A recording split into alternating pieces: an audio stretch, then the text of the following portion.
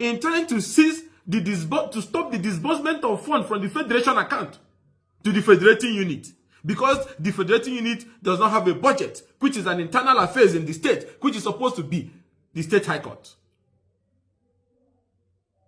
People just want us to change our constitutional laws and democracy because of one man quest to seize what does not belong to him.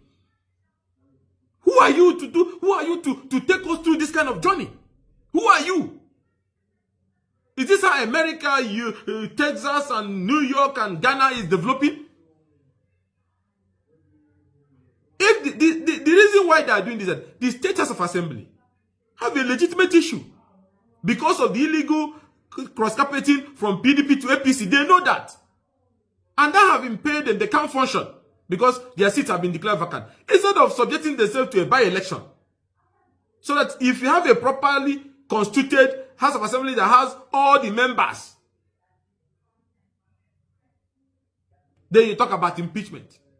As it stands today, going by the judgment of the Supreme Court, the foreman that House of Assembly is recognized by law.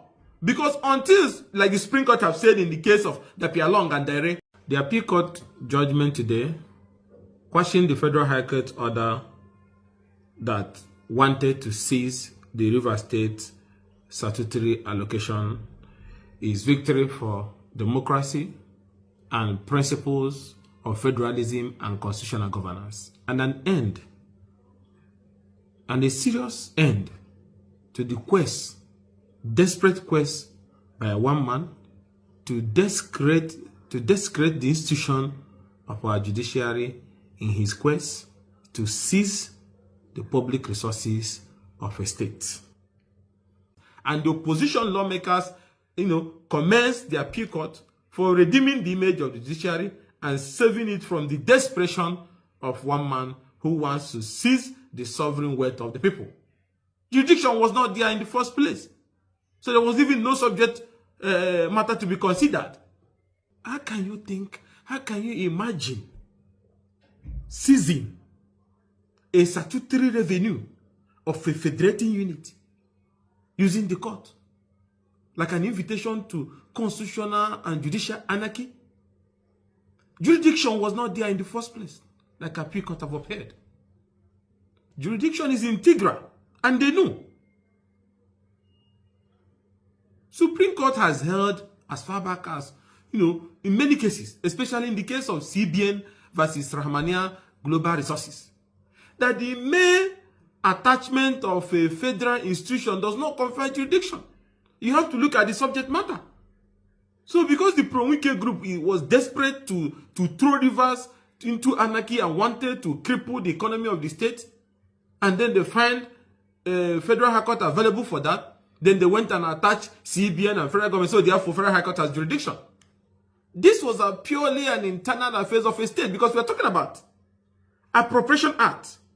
That is law made by the State Assembly. There was nothing that involves CBN interpretation or federal government involvement in it. There's a difference between federal allocation that is moved from the consolidation revenue fund to that of the state. It's a symbol of federating unit.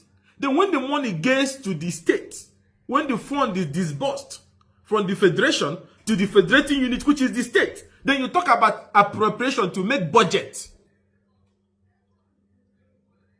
And that falls under the powers of the State Assembly. And the State High Court has jurisdiction. But they went to Federal High Court to obtain a judgment.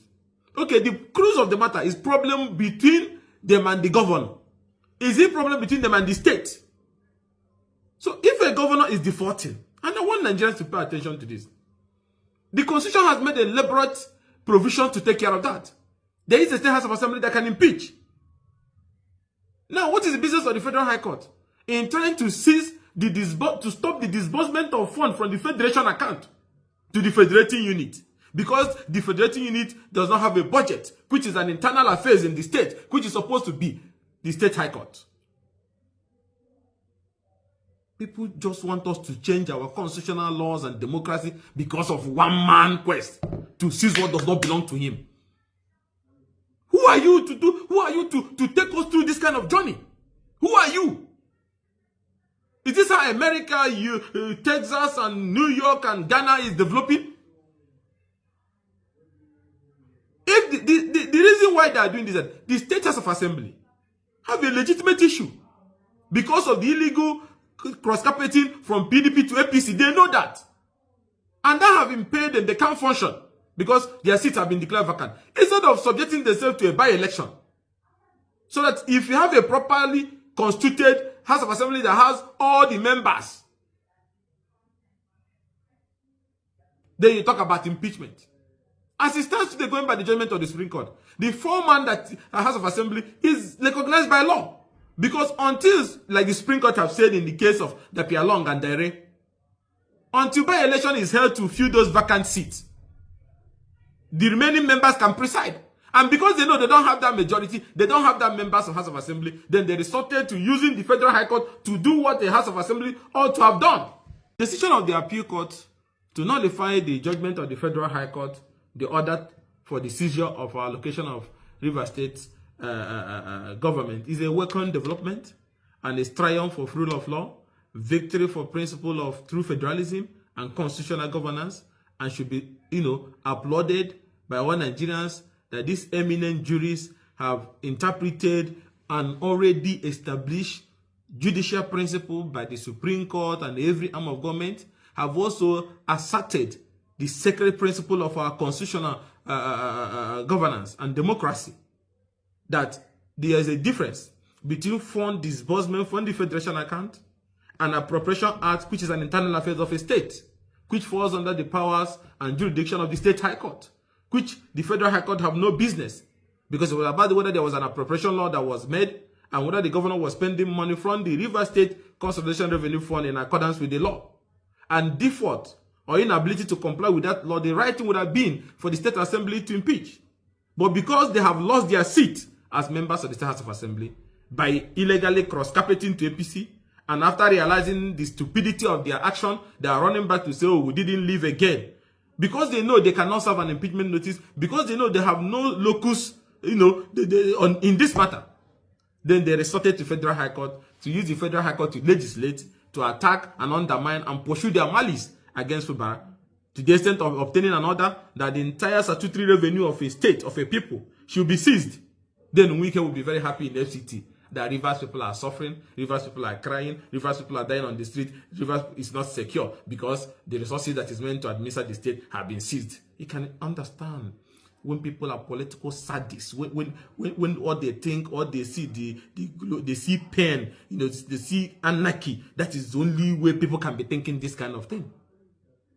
So this is a huge setback for the pro-Wike group who wants to use our court to be pursuing their petty malice against a man who did not do them any wrong. So it's victory for democracy, and it has helped to reassert the principles of our constitutional democracy, that you cannot do this. This was malice taken too far. So, and like I said before, Supreme Court have established these things. You don't just go and attach a federal agency name inside your suit and therefore jurisdiction is conferred. That has been established, that is wrong. That mere addition of a name of a federal agency does not confer that jurisdiction on the Federal High Court to have a general jurisdiction. That has been established in the case of CBN versus Rahmania Global Resources, delivered by the Supreme Court. So, and like I said before, this whole thing is because for no reason you moved your loyalists, the Wike group, your lawmakers to APC. Automatically, by the provision of the Constitution, their seat becomes vacant. It's automatic, having cross-carpeted. And now, realizing you have made a mistake, you run back and say, oh, I didn't leave. Even when you swore to an affidavit that is before the court. You transmitted your decampment live on TV. When they were singing on your mandate, we shut, and did they know what they were doing? Or you think that if you join Mr. President party, then the president will encourage you to be doing illegality? A president that believes in intra-party democracy and intra-party strength? Who fought in line with ensuring that lawmakers do not decamp when he was in AC and ACN. So this judgment is welcomed, and we urge the judiciary to continue to remain firm and steadfast.